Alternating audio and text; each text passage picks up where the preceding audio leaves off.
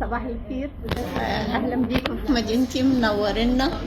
مجهود رائع من وزارة الصحة، وهي فعلا الست المصرية هي صحة مصر. فكنا عايزين نعرف الحملة دي الهدف منها ايه، وايه الاعمار اللي مستفيدة منها، وايه بالظبط اللي بيتعمل علشان نشير ده على جروبات مدينتي للناس اللي قاعدين في البيوت ولسه ما عندهمش خبر ان احنا عندنا حملة جاية لهم لحد البيت. احنا بنتعب على ما ناخد معاك في المركز الطب العالمي عشان نعمل حاجة زي كده. جاية هنا فري للكل، فيا ريت حضرتك تدينا نبذة عن الموضوع. الأول أهلا وسهلا، حضرتك مين؟ اهلا وسهلا بحضرتك دكتوره رضوى. أهلا وسهلا. احنا الحمله هي حمله صحه المراه للكشف المبكر عن اورام الثدي.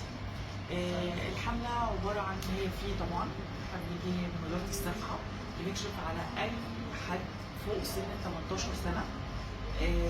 بنشك في اي حاجه بنحوله وبيتم علاجه على نفقه الدوله، وكل حاجه بتكون يعني مش الاستكشاف بس، ده كمان العلاج. كمان العلاج، كل حاجه بتتكمل معانا، مفيش اي مشكله.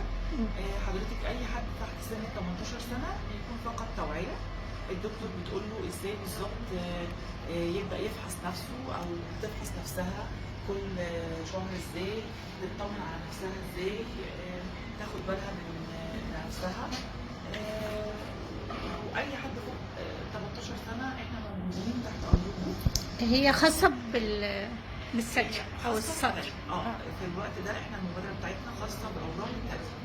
فالكشف بتاعنا بنقيس طبعا الوزن بالطول، بنقيس السكر، بنقيس الضغط، واهم حاجه بنشوف اي مشكله في الثدي، اي فاميلي هيستوري عند اي حد، في تاريخ مرضي يعني عند حد كان عنده كده، فبنضطر ان احنا نقول له نعمل ماموجرام ونطمن عليه. والعربيه اللي قدام المركز بيتعمل فيها، يعني بيتعمل في نفس اليوم عادي. في نفس اليوم هي بتكشف اي الدكتور لو شكت في اي وجود اي حاجه بنضطر نقول لها اعملي ماموجرام عشان تطمني، وكله فري من غير اي وكمان الاستكشاف المبكر اعتقد بيبقى وسيله للنجاح بنسبه اعلى. لما بتكون في حاجه ولسه ما اتكونتش او ما بقتش حاجه وحشه والعياذ بالله، بنكون احنا لحقناها، بنكون اكتشفنا ان في اي كتل، اي حاجه متكتله في المكان، بنبدا نلحقها، نبدا نعالجها ان شاء الله باذن الله. وحتى انا اعتقد في تطمين للكل، يعني حتى المرض ده بقى له علاج حتى لو موجود متكون. يعني